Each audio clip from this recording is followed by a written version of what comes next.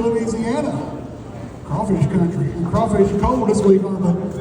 Guarantee you they are. One bass in the bag today. Dusty going to weigh 2 pounds and an ounce. Thank you, sir. Appreciate it. All right, guys. So first kicked off the season here in Sam Rayburn, MLF.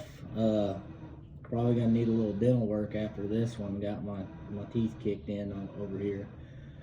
A few things I want to talk about. This will be my first one. I had high hopes of coming out here. Was really on some really good fish. Was catching 20 pounds a day. Then we had a crazy cold front come in that's unheard of down here, and we got, I think 10 inches of snow at home in Lafayette, Louisiana. So then I come out here and fish, and had high hopes of just absolutely crushing fish, and this set in. The lake was really rough, all the practice days I had, and then it got here, all my fish disappeared. I don't know where they went. I don't know if they was hugging the bottom, but it did find some fish, some really good fish on my other spots. They just diving off like just crazy. I just wasn't ready to eat, and I just couldn't put it together. What I can tell you is fishing at this level it's something I want to do. I love it. I was, kind of down on myself and a little bit. If you're competitive, it's going to be that way. But getting through it and figuring it out and going to the next one, you can't win every one of them. I think I come in 108th place.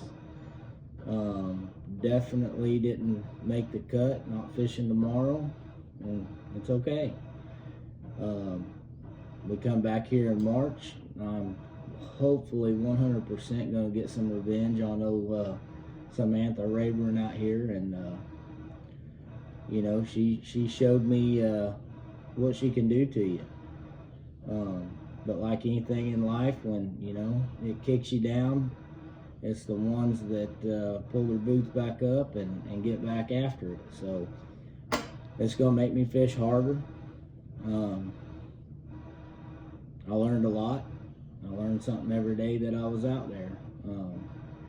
Definitely not giving up, because you will question it. You're going to think, oh, man, I come out here, I do good, and then you fish out here and you make your debut and your world comes tumbling down. So only 2 times in my life in a tournament, and I fished a lot of tournaments, that I scratched on a tournament. I've always weighed fish in. Day 1, I scratched. Didn't weigh a fish. My co-angler weighed 1. Today, same thing. I knew I had to go out and catch 30 pounds. I was gonna my plan was go out and swing for the fences, and I could have probably caught 5 line burners today. Had some fish up in hydrilla. I positioned the boat to where my co-angler in the back could get his 5, and he's sitting in second place in the co-angler side of it. I'm glad he could get them. And that's another thing. When you're getting beat from the back of the boat, I don't know. I think everybody goes through it, but it hasn't happened to me very much. I don't think it's happened ever to me. So I just don't even have any words for it. But he did good. Glad he caught him. He was catching them on a drop shot. I'm just not a big drop shot fisherman. I was swinging for the fences today. I wasn't throwing at anything unless it was big. It was 100% scoping today. Throwing at big fish. They'd chase it. They'd follow it. Look like they was gonna eat it. Duck off. Everybody, I'm sure there's people out there saying, "Oh, I'd have thrown a different color, or you should have thrown this, or you should have thrown that." Well, I'm going to tell you, I threw everything that I was allowed to throw, and I even thought about throwing a stick of dynamite. If I could have found one, I'd have probably thrown it, but I probably still wouldn't have caught one. That's just how rough it was on me today, or this, past few days, and hey, I'm going to learn from it. We're going to go on to the next one. I thank everybody that supported me, through it, and I'm proud. I got some good sponsors: Brown and Root, BOC. I appreciate all everybody that is out there. Scott Macon, I got a good group of people around me. I'm blessed.